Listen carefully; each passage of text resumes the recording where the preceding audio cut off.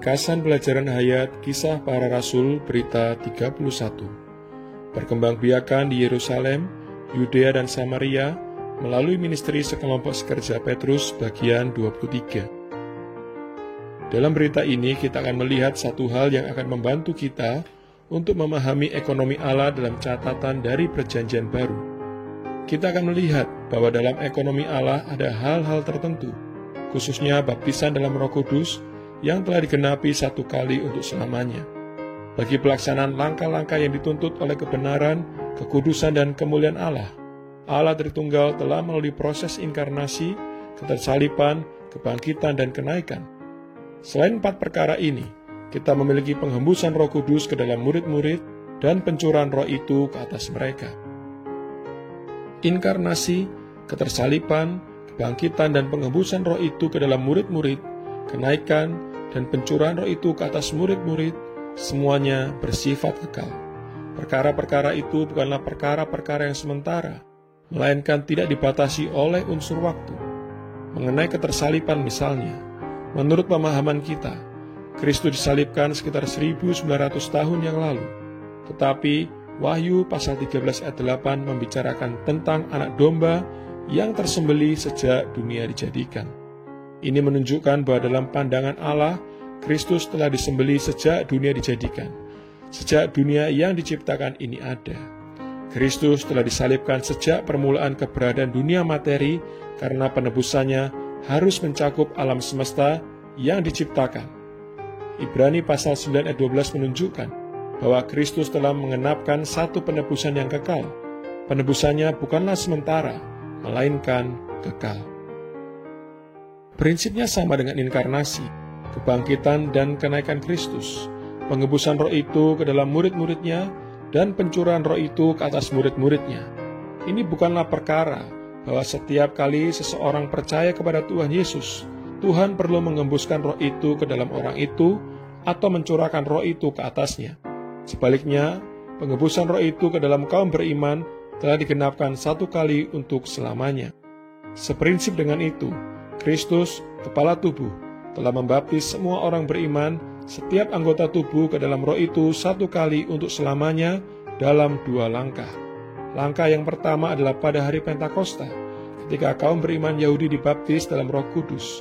Langkah yang kedua adalah di rumah Kornelius, ketika kaum beriman bukan Yahudi dibaptis dalam Roh Kudus.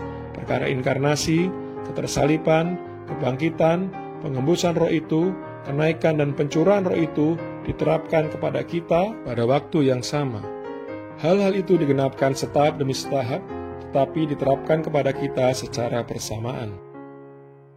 Kita tidak perlu menganalisis apa yang akan kita terima melalui berseru kepada nama Tuhan Yesus. Lebih baik kita melihat wahyu ilahi dalam Perjanjian Baru. Alkitab menyajikan inkarnasi, ketersaliban, kebangkitan, pengembusan Roh esensial, kenaikan dan pencurahan Roh ekonomikal sebagai fakta-fakta yang telah digenapkan. Alih-alih menganalisis pengalaman kita, lebih baik kita memuji Tuhan untuk semua perkara yang telah kita terima. Perjanjian Baru menyajikan satu gambaran dari fakta-fakta yang telah digenapkan. Fakta-fakta ini sekarang diwariskan dalam wasiat, perjanjian, karena itu kita harus dengan sederhana mengambilnya oleh iman dan menikmatinya. Semua yang kita perlukan telah diwariskan kepada kita. Catatan Lukas dalam kitab Kisah Para Rasul mengenai baptisan dalam Roh Kudus itu jelas dan lengkap. Catatan ini tentunya ditemukan di berbagai tempat dalam 28 pasal dari kitab Kisah Para Rasul. Karena hal ini, kita perlu mempelajari kitab ini dengan teliti, sehubungan dengan baptisan dalam Roh Kudus. Baptisan dalam Roh Kudus yang dikatakan dalam Kisah Para Rasul pasal 1 ayat 5 digenapi dalam 2 tahap. Pertama, semua orang beriman Yahudi dibaptis dalam Roh Kudus pada hari Pentakosta.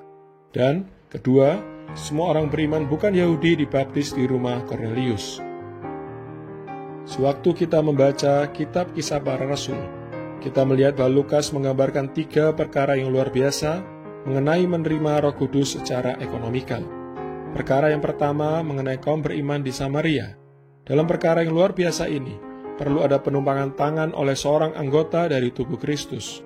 Perkara luar biasa yang kedua adalah perkara Saulus dari Tarsus yang adalah seorang pemimpin penganiaya pengikut Yesus. Perkara Saulus yang luar biasa ini perlu penumpangan tangan oleh seorang yang mewakili tubuh. Perkara luar biasa yang ketiga yang tercatat dalam kitab Kisah Para Rasul adalah perkara kaum beriman di Efesus. 3 perkara luar biasa yang tercatat ini menyingkapkan satu keperluan khusus akan penumpangan tangan oleh seorang anggota tubuh. Berbeda dengan perkara kaum beriman di Samaria, Saulus dari Tarsus, dan kaum beriman di Efesus, kita bukanlah perkara yang luar biasa yang memerlukan penumpangan tangan, tetapi dengan normal oleh iman kita berbagian dalam baptisan Roh Kudus yang telah digenapkan oleh Sang Kepala oleh tubuh sekali untuk selamanya.